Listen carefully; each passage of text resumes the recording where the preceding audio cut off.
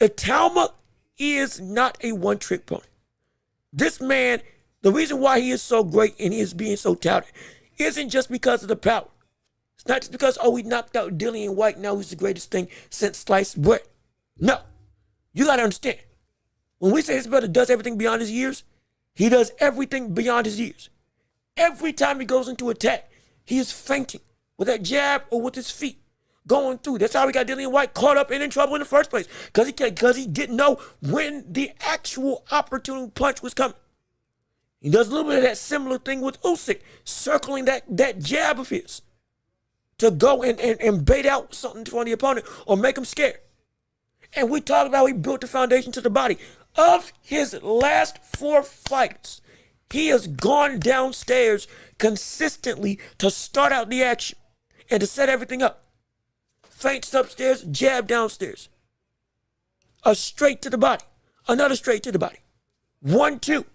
Feint, jab to the head. 1-2. Feint a jab to the body. Go upstairs, then go back downstairs. Every time if you avoid him, he'll look for the body attack before the head attack. And once you get comfortable, then he changes up and sets it. And you get comfortable with it quick because his pace is so fast. On top of the feints, this brother starts out quick. We are in a slow heavyweight era. We are. Big lumbering heavyweights without great feet. And that can get tired in late stages. This brother is pushing the pace in a fight by round 1 immediately, similar to Usyk. You're already up here when it comes to how fast you're fighting this brother, which is insane, which is ridiculous, but which is quality. He starts high and can get up even higher. But again, he does it in a manner that is fast and fluid. He goes through and he's able to, not just with that high pace, not just with the feints and not just with the body attack, he blends everything so well. He's able to go through and seamlessly transition upstairs, downstairs, angles and feints, counter windows. It's simple of what he throws and where he wants to go and how he goes about doing it. We always talk about this channel. Take advantage of what's available. Usyk takes advantage of what is available. Doesn't look to go for one thing deliberately, though he does have a game plan. He goes, and if the body's available, I'm going downstairs. And if it keeps becoming available, I'm going to keep scoring. The head's going to open up eventually, but I'm going to go through with what doesn't move and with what always worked. Mike Tyson also would start his work downstairs to the body. That was the foundation of his thing. Again, I'm not comparing his greatness to either of them in terms of Itauma compared to an Usyk or Tyson. But I'm saying the greats of what they did in their approach and how they fought, we're seeing some similar stuff. The calmness of a likes of a Joe Louis, being able to just simply do what needs to be done with a stone face, never overreacting, never getting out of control. Speaking of control, he's able to control the ring even when he doesn't throw a punch because he's got great depth perception and distance management control. One of the things that we don't talk about with the Itauma enough is just with the defensive side of the spectrum. This man is able to go through and lean back all the time. And we say leaning back is horrible. I even don't like the fact that he leans back all the time. We're trying to evade, most of the time, when he's trying to evade punches. But it's because he understands the reach of his opponent and the depth of field of where you can and cannot land is incredible. Literally, go watch the last 3 of his fights.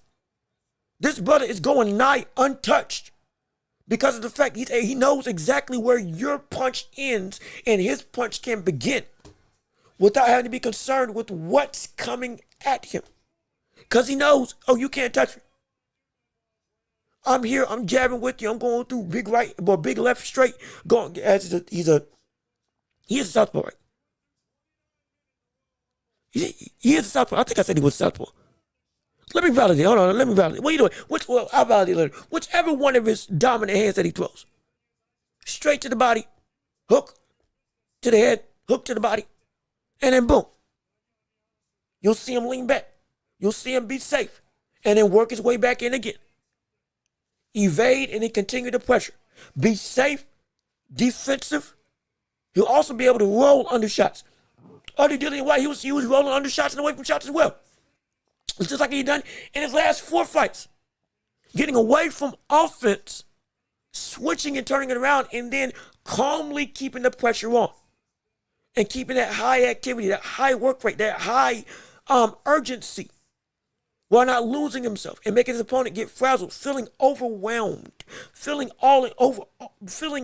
overly consumed by, I'm not ready to start this hot, but this brother's already there. It's an insane skill set. And it's not even a half of it.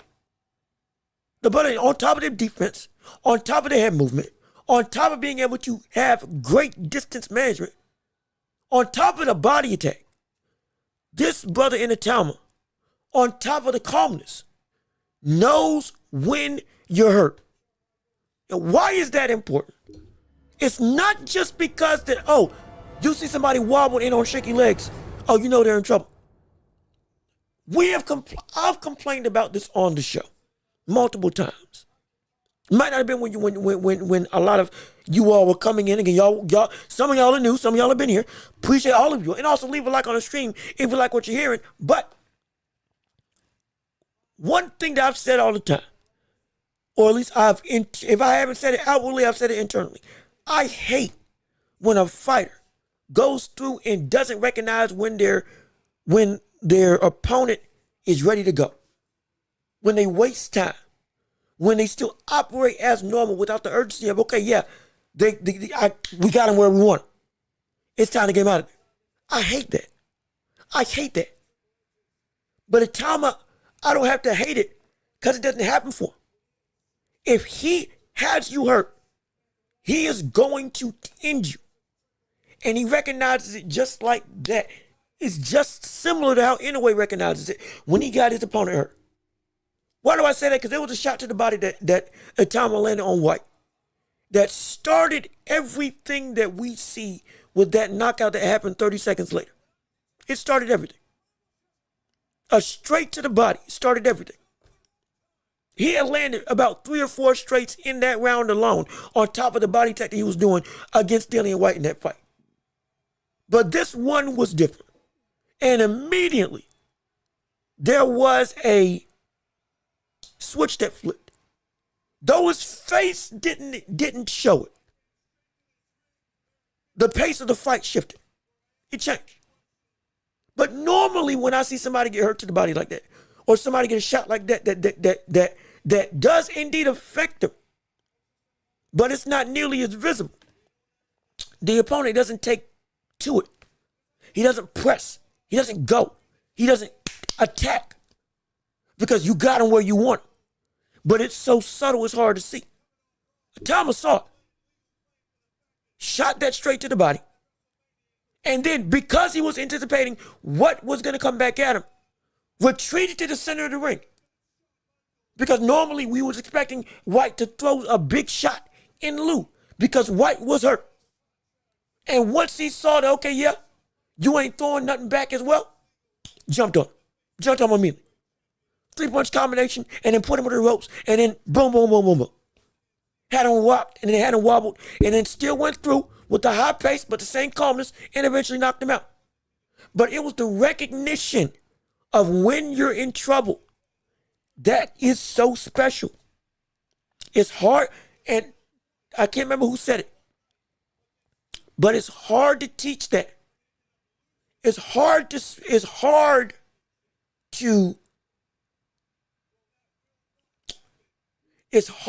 smell blood in the water when it's that faint. It's hard to be that bloodthirsty and to be that driven immediately when something happens. When it's a big oh my God, she's all over the place type of stuff. Yeah, sure. Anybody can see that. But to be able to pick up on the subtle things in a fighter's reaction, to understand where they are and what you need to do to get to them that quickly before the opponent has time to recover. When normally, hey, yeah, I can potentially hide it and get out of round one. It's insane. It's a ridiculous sense of urgency. It's a ridiculous sense of recognition of pain, recognition of anguish. And to react on it that quickly, that is not common. It ain't. It's not. It's a different type of killer instinct. It's a different type of killer mentality. It's a different type of mental switch of, okay, yeah, it's time to go. We've seen plenty of people double over to the body when they get caught with a shot. And nobody normally goes through at it and try to, okay, boom, push the pace and get it up. And really get the ball rolling. But Itauma did. And he was setting up that shot all night long. It's an insane thing. It's so, that was one of the most impressive things I saw on that night. Beyond just the feigning and using the jab straight combination as one of his best weapons, as the main weapon, to make him so unpredictable, while only throwing two styles of punches. Being able to have that level of unpredictability while in the face of consistency, with him being the consistent guy, throwing again the jab straight, the 1-2. Downstairs or up, he's able to switch the rhythm and more so switch the look so subtly that you don't know what's coming. But more than anything, when you're hurt, this brother got you. And when he got you, this man's insane. He's insane. He's so insane. That's what makes him so special. That's what makes him a killer. He's an all-encompassing killer that's becoming better and better every time out.